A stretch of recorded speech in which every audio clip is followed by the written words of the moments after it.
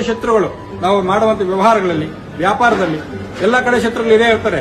ಏನೋ ಮಾಡೋದು, ಅವ್ನಿಗೇನೋ ಮಾಡ್ತದ್ರೆ ಏನೋ ಒಂದು ನಿಮ್ಮೆಣ್ಣ ಏನೋ ಒಂದು ಮಾಡಿ ಅವನ ವ್ಯವಹಾರ ನಿಲ್ಲಿಸೋದು, ದೃಷ್ಟಿಗಳಾಗೋದು, ಇಲ್ಲದಲ್ಲ ಸಲ್ಲದಲ್ಲ ಹೇಳೋದು, ಈ ತರ ಶತ್ರುಗಳ ಕಾಟ ಇದ್ದಾಗ ಆ ದ್ರವ್ಯಗಳನ್ನ ಅದನ್ನ ಇಳಿ ತೆಗೆದು ಹಾಕಿದಾಗ ಸಮಸ್ಯೆಗಳ ಪರಿಹಾರ ಆಗ್ತದೆ. ನಿಮ್ ಸಮಸ್ಯೆನ ನೀವೇ ಹೇಳಿದ್ರೆ ನಾವು ಬಾಯ ತೆಗ್ದಿಲ್ಲ, ಬಂದ್ ಕೂತ್ವಿ ಅಷ್ಟೇ. ಏನ್ ನಡೀತು ನಿಜವಾಗಿ ಅವ್ರು ಹೇಳ್ಬಿಟ್ರು, ನಾವು ನಿಂತ್ವಿ ಅಷ್ಟೇ. ನಾನು ಬಾಯ ತೆಗ್ದಿಲ್ಲ, ನನ್ನ ನೋಡು ಇಲ್ಲ ಅವ್ರು ಸರಿಯಾಗಿ.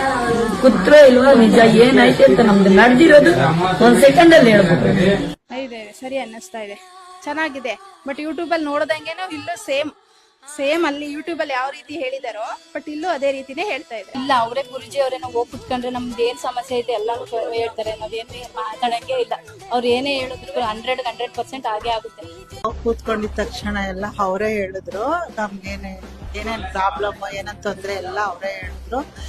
ಅವಾಗ ಎಲ್ಲ ಸತ್ಯ ಅನ್ನಿಸ್ತು ನನ್ಗೂನು. ಮತ್ತೆ 4 ತಿಂಗಳಲ್ಲಿ ಎಲ್ಲ ಕರೆಕ್ಟಾಗಿ ಆಗುತ್ತೆ. ಎಲ್ಲ ಹೋಗಿ ಸ್ವಲ್ಪ ಕೋರ್ಟು ಕಚೇರಿ ಎಲ್ಲ ಕೇಳಿದ್ರು.